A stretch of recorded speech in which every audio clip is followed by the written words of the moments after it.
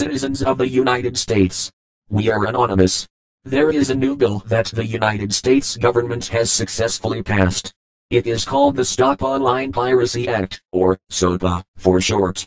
Also known as the Protect IP Act of 2011. The U.S. Congressional Budget Office estimates that implementation of the bill would cost the federal government $47 million through 2016.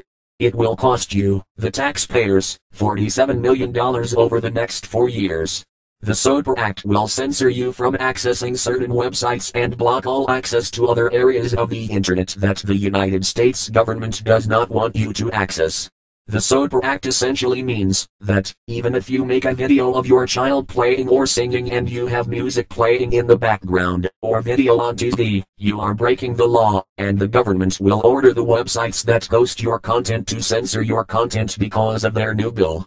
Or, if you visit websites that are on servers not in the United States, you will be blocked, so that you cannot access them. Ask yourselves, who really owns the Internet? The answer is simple: no one actually owns the Internet, and no single person, organization or government controls the Internet in its entirety. It is more of a concept than an actual tangible entity, and the Internet relies on a physical infrastructure that connects networks to other networks. There are many organizations, corporations, governments, schools, private citizens and service providers that all own pieces of the infrastructure that make up the Internet, but there is no one entity that owns it all. How can the US government decide to block access to parts of the Internet that the US government does not even own? The SOPA Act is a direct violation to people's right to freedom of knowledge and information, and for that violation the United States government is a disgrace to the land of the free that every United States soldier has fought or died for. The United States government is essentially telling the people of the United States that they are free to do as the government tells them. If people do not follow their rules, they will arrest them for making an attempt to learn. But the government will tell the media that these people are getting arrested for acts of treason, domestic terrorism, or internet piracy. As for the United States government, who gave you the right to regulate the people's right to think outside the box and use the Internet as they see fit?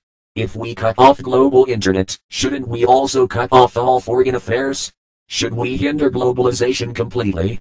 Perhaps all other world trade centers are acts of terrorism by existing, as they use the Internet for commerce. The ambiguity of this bill should terrify you. This video likely will not last long on YouTube.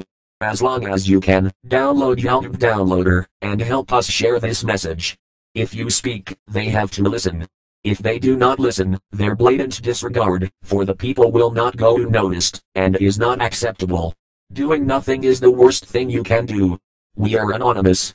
We are legion. We do not forgive. We do not forget. Expect us.